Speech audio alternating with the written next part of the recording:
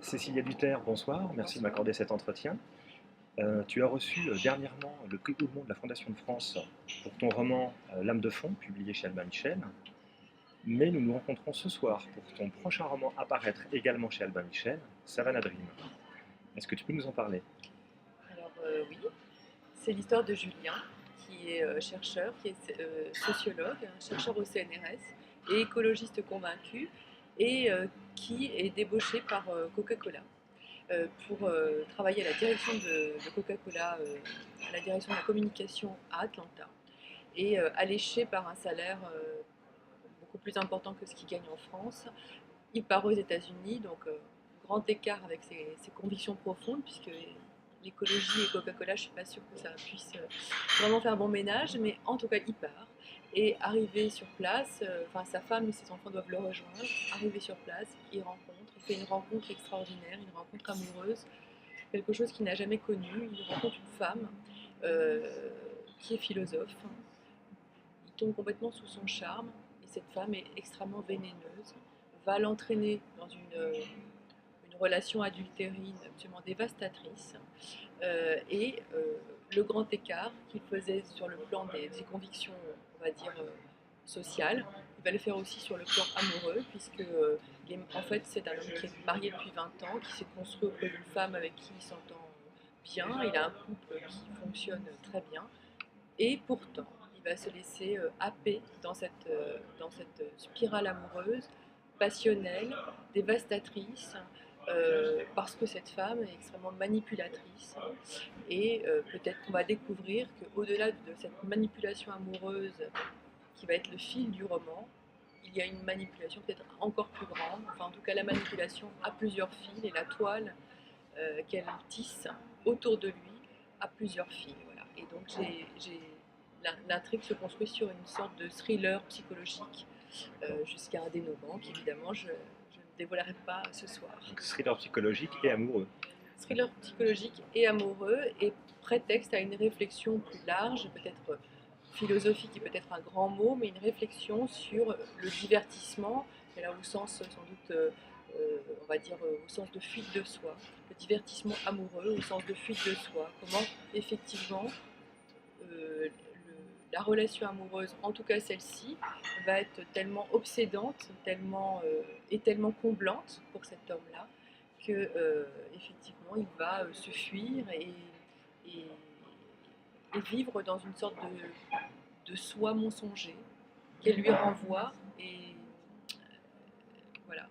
Alors, j'ai l'impression que tu essaies de nous montrer, en fait, dans cette histoire, que le désir et l'amour sont dissociables. Est-ce que je me trompe complètement, un petit peu, ou pas du tout? Oui, alors Qu'est-ce que ça tu c'est peux une nous en vision dire? masculine des choses. Peut-être, oui, oui, peut-être que c'est ce que j'ai voulu dire, mais en fait, je pense que cet homme, je parle donc à la place d'un homme pendant tout le roman, puisque donc, voilà, je me mets à la place du héros, et je pense qu'il tombe véritablement amoureux de cette femme. Alors effectivement, il y a une idée de tout part du désir, d'un désir charnel, sexuel qu'il a pour cette femme, mais bien au-delà, je pense qu'il a véritablement des sentiments amoureux pour elle. Mais non, moi, ce qui m'intéressait de creuser, c'est comment justement on peut avoir une relation conjugale euh, euh, comblante, et en plus il est extrêmement lucide, c'est-à-dire qu'il est tout à fait conscient que sans sa femme, sans l'environnement qu'il a autour de lui, il ne se serait jamais construit aussi bien, et pour autant céder à cette tentation. Voilà, alors peut-être qu'effectivement elle va venir remplir quelque chose de l'ordre du vide Mhm. existentiel qu'il ressent à ce moment-là de sa vie. Et peut-être qu'elle, en tant que manipulatrice formidable et empoisonneuse formidable, elle va tout de suite voir chez lui les fragilités, les failles sur lesquelles elle va venir se greffer. D'abord pour le valoriser là où il en avait excessivement besoin, puisque on apprend et on comprend, parce qu'on va creuser aussi dans son histoire, dans son enfance, on comprend qu'il a des fragilités structurelles très importantes, et cette inconfiance intrinsèque, elle la sent, elle va venir se greffer sur cette faille, sur ces failles, et les creuser en fait. Après l'avoir valorisé, creuser ce, ce- voilà, ses faiblesses, ses fragilités, pour mieux le mettre sous une emprise amoureuse, puisqu'en fait c'est l'idée de ce roman, c'est de creuser l'emprise amoureuse, explorer le versant sombre du désir, Ouais. et voilà, aller vraiment au cœur des ressorts même de l'emprise. Sans proie, sans Ouais. victime, sans fragilité, pas d'emprise. Alors tu parlais d'un vide à combler tout à l'heure pour cet homme. Euh, on apprend au fil du récit que cet homme, lorsqu'il était plus jeune, croyait en Dieu, avait la foi. Je sais que c'est quelque chose de très important pour toi. C'est un des thèmes que tu affectionnes particulièrement. Et on apprend petit à petit qu'il a perdu la foi pour des raisons qu'on découvrira en lisant évidemment le livre. Et il s'interroge, à un moment donné, il se demande si finalement, à travers l'amour de cette femme, c'est pas le vide que Dieu a laissé en lui qu'il cherche à combler. Euh, alors, est-ce que tu penses, toi, que lorsqu'on est amoureux, on recherche systématiquement Dieu dans l'autre ou... Non, je crois que en fait, elle arrive au bon moment, c'est-à-dire que cet homme, il est en perte de repère. Il arrive au mi-temps de sa vie, il est dans une forme d'ennui conjugal, même si Oui. tout va bien, Tout va mais il trop bien? ressent l'ennui, et pas que conjugal d'ailleurs, il ressent l'ennui. Et ce vide existentiel, je crois qu'il n'est pas le seul. Chacun d'entre nous, à un moment donné de sa vie, est face à une forme de vide, soit affectif, soit même beaucoup plus large, effectivement, vide existentiel. Or, c'est quelqu'un qui se construit avec beaucoup de repères, donc des repères conjugaux, des repères aussi religieux, et il arrive à ce moment-là de sa vie où tout ça va un peu exploser en fait sur une surface toute lisse en apparence. Et bien en fait, c'était pas si construit que ça. Et elle va arriver juste à ce moment-là. Alors voilà, aussi, c'est l'idée que la rencontre n'est jamais un hasard.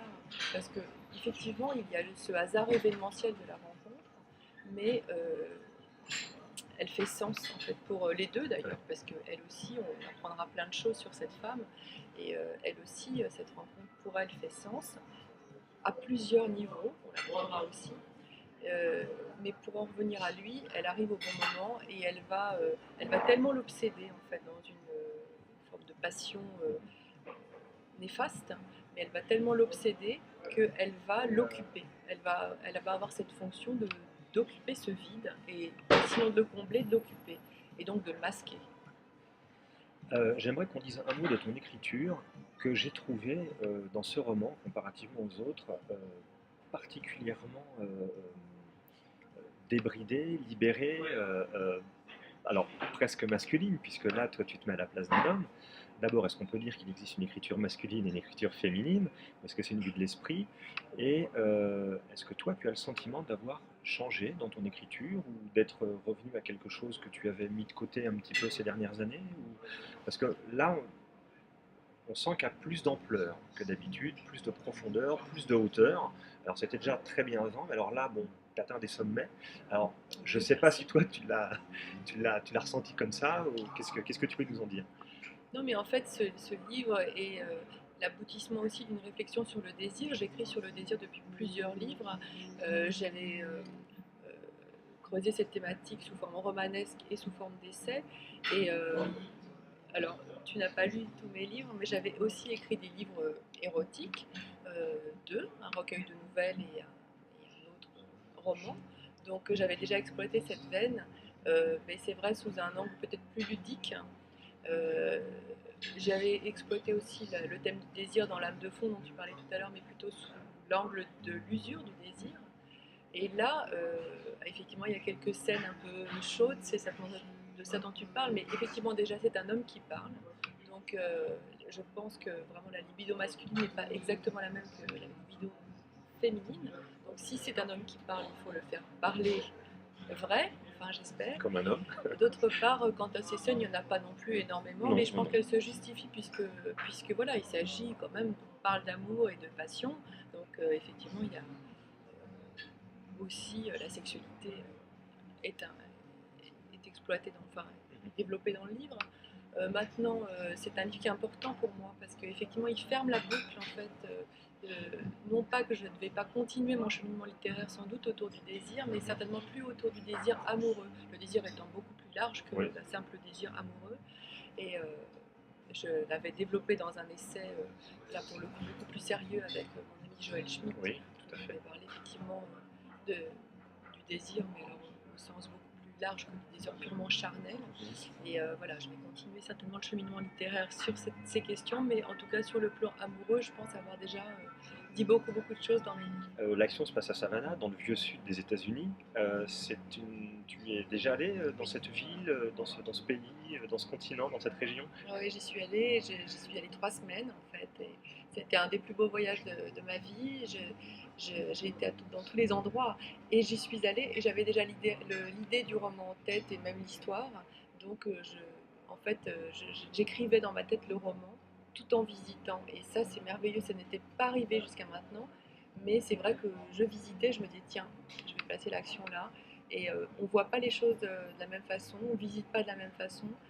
Justement quand on a ce regard-là intérieur là, parce que je me parlais à moi-même et je savais que j'allais l'écrire, je prenais des notes en fait. Et D'accord. voilà. Bon, mais donc, Savannah Dream, aux éditions Albin Michel, apparaître le 31 janvier. Cécilia, merci beaucoup Merci. et à très vite. Au revoir. Au revoir.